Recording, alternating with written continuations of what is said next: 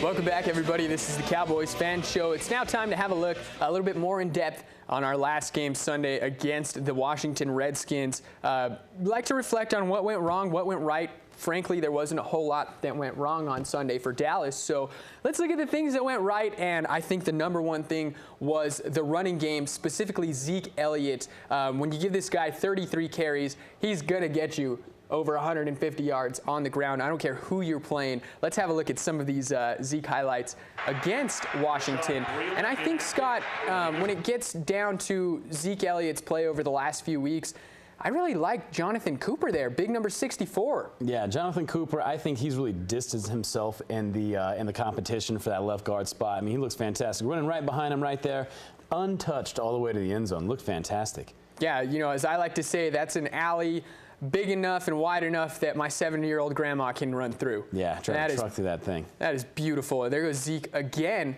And what do you think, Scott, has to be attributed to Zeke's success lately?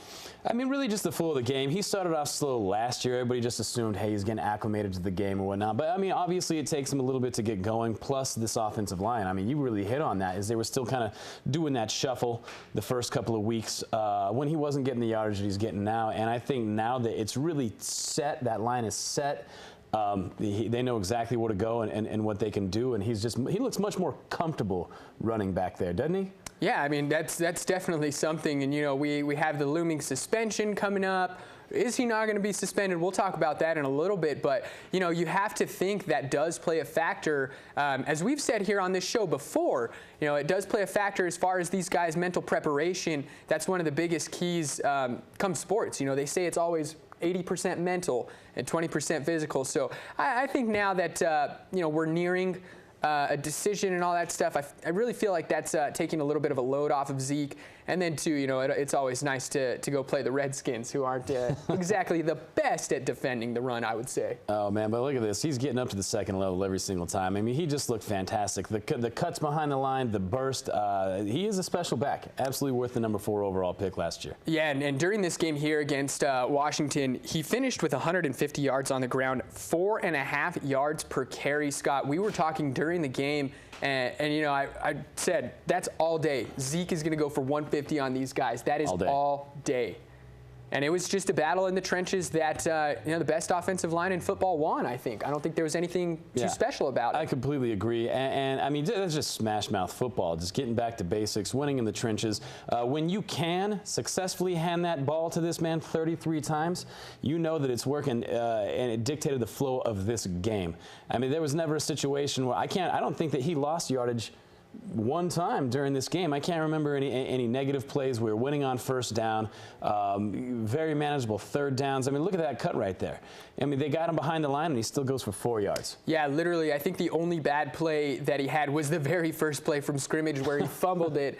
You know, luckily, that didn't end up costing Dallas, you know, where they lose by a field goal or something like that. Yeah. But moving along, Zeke had a great day. So let's go ahead and move along to the pass rush, Scott. The Cowboys pass rush, as we said before we went to break, they're showing up, and they're showing up week in and week out. Yeah. And go ahead and say what that does for the Cowboys as a whole. Oh, well, we talked about this last week. I think the keys to this game were where we had to win the turnover battle, which we did.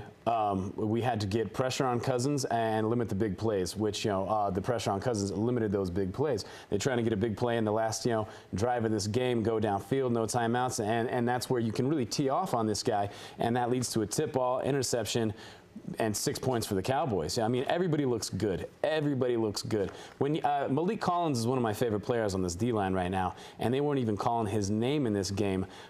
He was overshadowed by the play of other guys, and he's a phenomenal player. I mean, that's how you know that we're doing a good job. Yeah, and as a team, Dallas had 8 QB hits on Sunday. That's just when they actually get to the quarterback and hit him. That's not counting any pressures that they may have gotten as well. So, and actually leading the team with 4 out of 8 of those QB hits. Can you take a guess?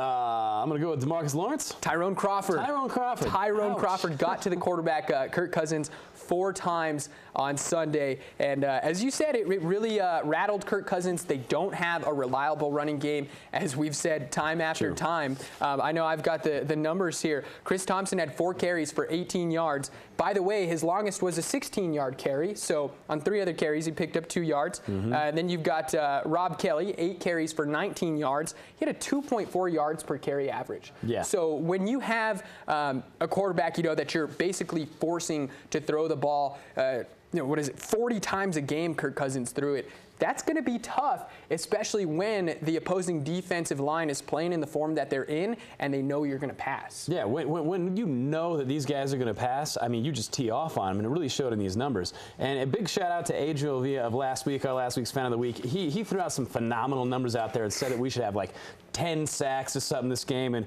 we kind of like rolled our eyes and said, man, that's a huge number. But how about tackles for loss and sacks combined, maybe? And I think we actually had, 5? Yeah. I think it was 5 tackles for loss and 4 sacks, so that's 9. So, I mean, we're talking like crazy Adriel numbers right there. They did a fantastic job. So shout out to last week's fan, and yeah, he was actually right. He got us on that one. We're going to go ahead and step away, ladies and gentlemen. When we come back, we'll be taking your questions from social media that you send into us, our Facebook and all that good stuff. So don't go anywhere. We'll be right back. It's Cowboys Fan Show.